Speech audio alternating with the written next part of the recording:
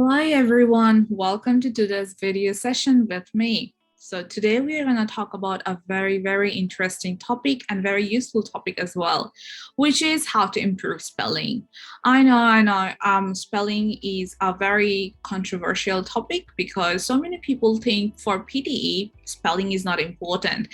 So they just ignore that skill and then focus too much about other things. Now, other things are obviously very important, but spelling should not be underestimated as well. Spelling is very important for PTE test and is actively tested, directly tested in essay writing, in summarized spoken text, and indirectly assessed in write from dictation and listening fill in the blanks as well. So please, if you're someone who is aiming for a higher band score, don't underestimate spelling. Spelling is extremely important for your overall PTE test. Now, if you're someone who is very much struggling with spelling, if you're someone who knows how to write a lot of academic words, advanced level words, you know a lot of words, but the moment you start writing or typing on the computer screen, you start struggling with the spelling, like you are not very sure about which letter comes after which letter, how to improve your overall spelling ability, how to write efficiently without making a lot of spelling mistakes. If you're someone like that, this video is for you. So keep watching, and I really hope you will be able to learn something really helpful and interesting throughout the lesson of this video.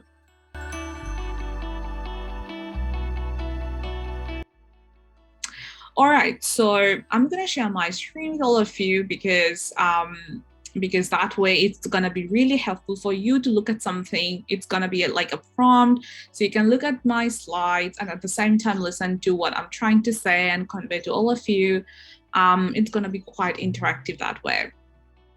Right, so let's focus and see how we can improve our spelling on a regular basis, what we can do every single day. It doesn't have to be very intensive practice, by the way. You can just implement all of these things for a fraction of your time that you spend on your studying, on your PTE practice and all of those stuff. So it doesn't have to be very hard and time-consuming thing. You can just easily fit it into your whatever you are doing on a regular basis and practice spelling and be better at this. All right. Okay. So let me share my screen quickly and let's get started. Right, okay, so the first important thing that we have to be doing is to improve our knowledge, to improve our spelling knowledge about commonly misspelled words. Very important, very useful. So if you just Google about the commonly misspelled words in English, there will be heaps of resources. The reason these words are commonly misspelled is because there are sometimes silent letters, sometimes there are double letters, like for example, double E or double C, or double L or double R, something like that, that makes people confused, like should I write it this way or that way? And sometimes some words are not pronounced as they are written, as they are spelled. So there are so many different reasons why these words are regarded as one of the most commonly misspelled words. But nevertheless, if you make yourself confident with these words, you are very good to go. Definitely, you will make so much improvement when you're sitting for the test, when you're giving practice mock tests. You will be way ahead of the race. And even native speakers make these types of mistakes as well. So you're not alone in this journey. So don't lose heart and keep practicing. So let me share with all of you these two website links that I have shared here. In your free time, you can also go to these two websites, in two of these links, and practice these commonly misspelled words. And these words are going to really save your life in PTE for fill in the blanks, write from dictation, summarize written text, summarize spoken text, and also when you're writing an essay on your own. You will be needing these types of words a lot of times.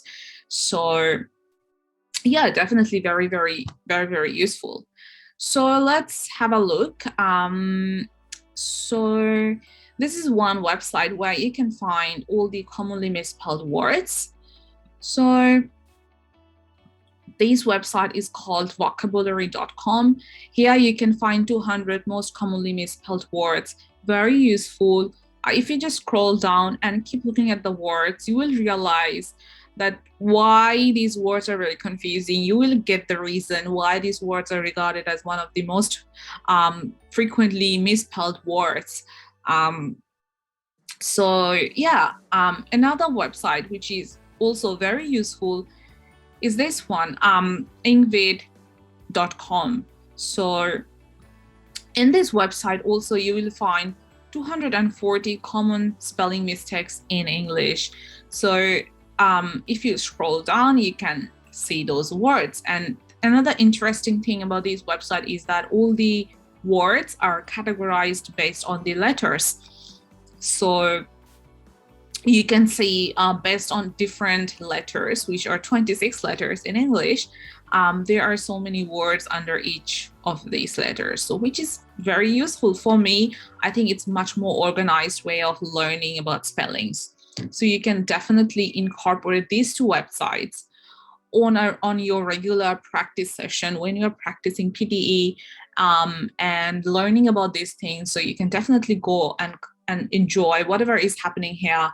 Take 2 or 3 words for each day, practice those words and see how do you go, right? So this is one very effective and useful way of improving your overall spelling, not just for the PTE test, obviously, but in general to become a better English speaker, better English writer, better English user in general.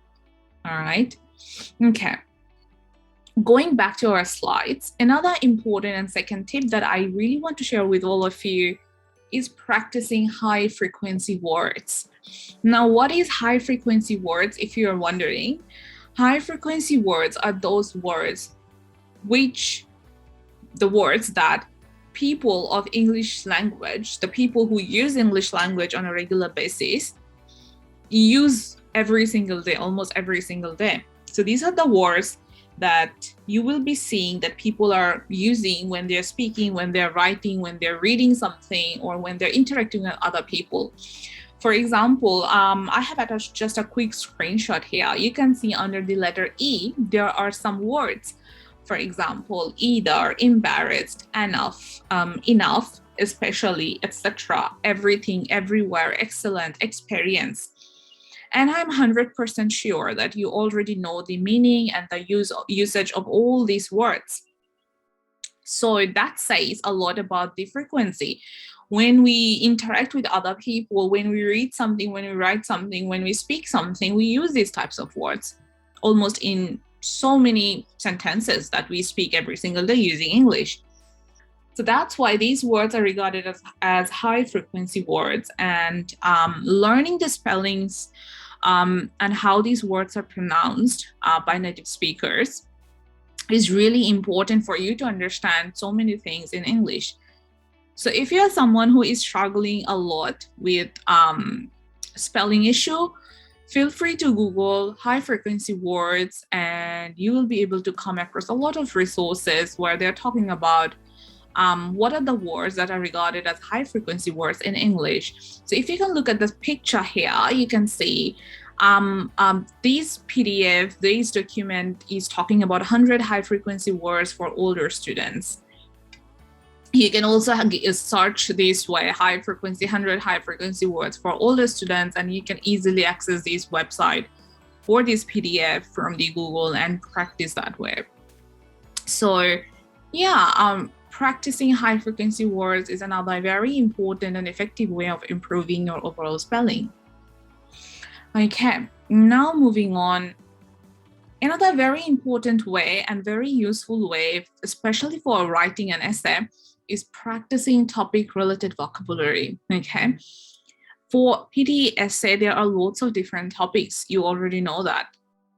What you can do is just choose 1 or 2 topics whenever you practice essay, and then search for specific words related to that topic. For example, here I have collected a list of words on the topic of culture. So in your test, if you come across a question or an essay prompt where they're talking about culture, society, sociology, communities that are coexisting all together in the society, or any topic like that, social issues, social stigmas that are around here, you can use these types of words depending on the topic, depending on the kind of argument you're making in your essay. So the more words you have, the better it is for you to write about different ideas. And the only way you can make sure that you're using all those words perfectly is by ensuring that the spelling of each word is accurate when you're writing it on the computer. Because if you know a word, for example, the word diffusion, you know that word. But if you type the wrong spelling of the word, you are not going to get any point for this word. You're not going to get any credit for this word, right? So spelling is the only way of showing the computer AI system that you are very much acknowledging the fact that you are using advanced level words, you know what you're doing, and you're doing it in the right way. If your spelling is wrong, it doesn't matter how much you know about English language, how much you know about the content related words, you're not going to get any score. You're not going to be credited for whatever you are doing. Okay, so only spelling can save you for that. So yeah, another way of improving your spelling while you're giving the test is proofreading. But there is a way of doing proofreading. What I suggest personally, and I also do personally, is checking my spelling when I write something on my computer screen, or even when I write in paper. I check my spellings from bottom to top and right to left. And this is going to help you in SST, which is summarized spoken text, FIB, fill in the blanks, and write from dictation as well. So when you're writing summarized spoken text, summarized written text, it's going to be really helpful if you check your spellings bottom to top and from right to left, because usually we start revising from left to right and top to bottom. So you're going to reverse the process. When you reverse the process of what normally people do, you get exceptional result as well. So try and see this method if it's working for you or not. For essay, check spelling from conclusion to introduction. So most of the times what we do when we write something, we start writing from introduction and end with conclusion. And when we revise that same thing, we start revising from introduction and go towards conclusion. And we are going to make a difference here. We are going to revise from conclusion towards the introduction. So that is another very effective way of checking your spelling.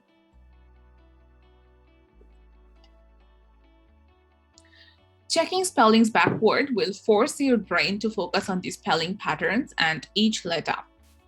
So the reason why I'm saying to check spelling backward or in a reverse way is because when you do that forcefully, your brain starts to focus on every single letter you have written in your writing. Because when we normally revise our writings, what happens is the brain ignores the middle letters of a word. It just focuses on the beginning letter and the last letter. It doesn't focus too much on the middle letters. And when someone makes a mistake with a spelling, usually it's the middle letters that are messed up. Usually they are confused with the middle letters, not the beginning letter, not the last letter. So that's what this type of strategy, that's what is going to be prevented if you use spelling check in a backward manner, in a reverse manner. This is another very useful way that you can implement when you're sitting for the test, when you are doing the test and trying to write something, and you have to make sure that everything that you have written has the correct spelling. It doesn't matter if it's just a single word in fill in the blanks. It doesn't matter if it's just a sentence in write from dictation. It doesn't matter if it's a passage, lengthy passage in an essay or summarized written text or summarized spoken text. Every single thing you write, every single time, you have to make sure that the spellings are correct and in a correct place, in a correct position. Okay, so this is also very, very important. And the last thing that I really want to suggest to improve your spelling on a regular basis is to use Grammarly. You can always use this website. If you want, you can just make an account on the website and upload your documents on the website and check whatever mistakes you are making. If that's too much for you, you can also include the add-on of Grammarly, the extension of Grammarly on your browser. Whatever browser you're using, it can be Safari, it can be Google Chrome, or any other browser. There should be an option of extension to include this Grammarly. So that way, even when you are writing an email, for example, or even when you are chatting with some of your friends using your browser, this Grammarly website, this Grammarly thing is gonna track your writing and show you when you're making mistake. So this way you're gonna save a lot of things, a lot of time as well. And at the same time, you're gonna learn so many things through your mistakes, okay? And also, if you want, you can include the extension in a Microsoft Word as well. When you make an account on the Grammarly website, it will automatically show you all the different ways and possibilities of including this thing in your everyday practice. So yeah, it's pretty self-explanatory. So you can figure out everything on your own when you go to the website. From the screen, from the picture here, you can already see what are the different types of things Grammarly checks for you in your writing. So in your writing, Grammarly is going to check grammatical errors, spelling errors, incorrect punctuation, and misused words as well. So yeah, this is pretty interesting and pretty helpful, I think, because when you're writing, you have the risk of making grammar mistakes. You have the risk. You run the risk of making spelling errors. You run the risk of having inappropriate, incorrect punctuation. And you can always use wrong words because maybe you are not aware of a collocation for a certain phrase, for a certain kind of sentence structure, a certain kind of information. So Grammarly is gonna save you from making all of those things, but at the same time, is going to make you better English speaker and a better English user as well, because then you know what are the things that you should not be doing, what are the things that you are doing wrong. So you're gonna learn from your mistakes, from the mistakes that Grammarly is gonna identify from your writing. Very useful, very resourceful website is this one. So feel free to use this one as well to implement so many new things that are happening around in Grammarly website. So you're gonna get a lot of features. So all this will come under free version of it. If you want, you can take the premium account as well, for which you have to pay. In that case, what Grammarly is going to do is it's going to also suggest you how you can improve your writing. So if you're someone who is not only looking for figuring out what are the things you're making mistakes with, but at the same time, you are someone who is looking for suggestions, instant suggestions, how you can improve that type of mistake from happening it again, you can use a premium account for Grammarly as well.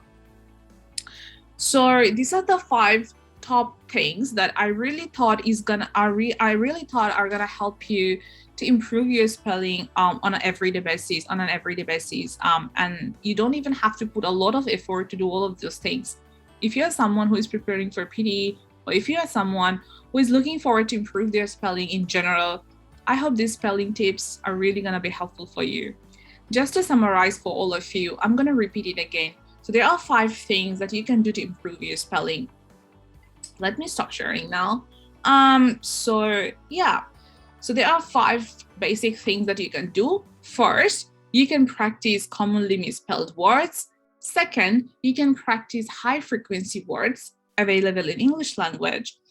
Third, you can practice topic-related vocabulary on a range of topics. You can just find out words that are relevant to that topic, learn those words, learn the spelling of those words, and improve that way. Fourth, you can check your spelling bottom to top, right to left. And at the same time, if you're writing essay or anything lengthy, any text which is very lengthy, you can start from the bottom and go up. So you can start revising your spelling from conclusion and go up towards introduction. And finally, for regular improvement, you can always use Grammarly. So these are the top things. I hope this was a useful video for all of you. If it was, and if it is, feel free to wait for other videos that are coming up in upcoming days.